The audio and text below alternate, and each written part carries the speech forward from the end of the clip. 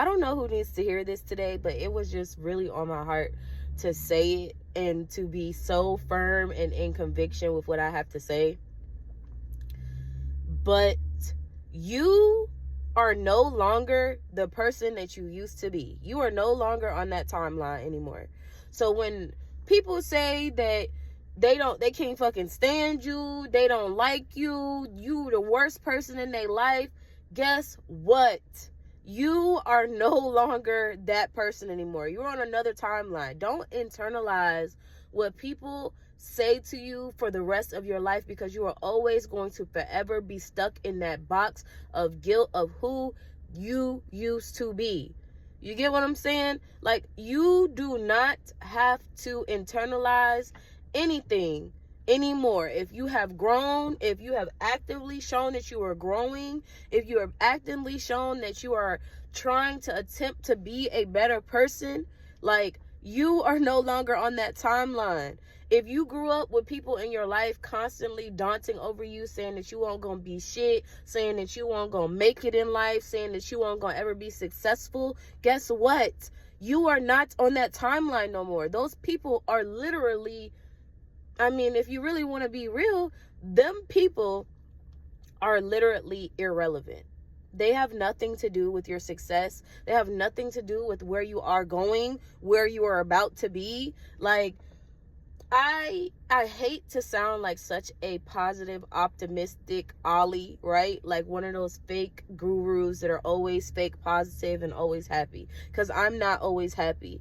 I'm always thinking about my next steps. I'm always thinking about, what can I do here to be a better person? Well, I don't have this, so this means that because I don't have this, I won't be a better person. No, that does not mean anything, bro. Like, a lot of times we are so convicted and stuck in the same place that we were because we are afraid of who we are going to offend when we get to where we're really going. Because those people are the people that are going to really be looking at you like, oh my God, and asking you all these motherfucking questions when you get to where you're going. But if you allow those thoughts to constantly ruminate your life and literally dominate your thoughts and your progression in life, you are going to always be stuck. Don't get caught up in the rat race of you being stuck in a place that you are no longer in. Like, I constantly am always somebody in people's lives that are motivating them, encouraging them, speaking life into them, right? But for someone who is always like that person to other people and always having to constantly remind people of who they are, it gets daunting when that person or the people don't realize that they are on another timeline, bro. Like, you don't have to live like that. It's same thing like thought process as is you were in a relationship, right? And your last relationship didn't work out. You cheated, you know what I'm saying? You had something going on with your partner. Guess what? You're not on that fucking timeline anymore, bro. Like, you can love again.